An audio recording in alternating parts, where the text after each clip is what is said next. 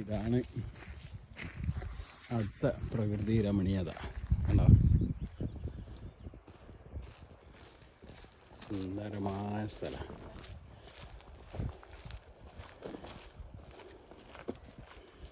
അതാണ് ലൽവർത്ത്.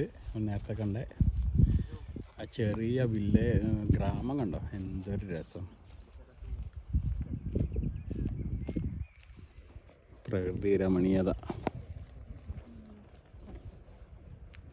ഇവിടെയാണ് നേരത്തെ കണ്ടത് ലൽവർത്ത്.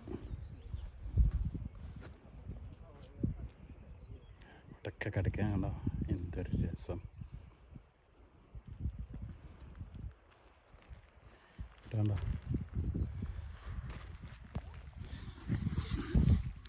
പ്രകൃതി രമണീയത.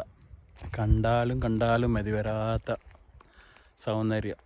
പ്രകൃതിയുടെ വികൃതികൾ എന്നൊക്കെ പറയില്ലേ, ഇത് പ്രകൃതിയുടെ സന്തോഷങ്ങൾ. അടിപൊളി.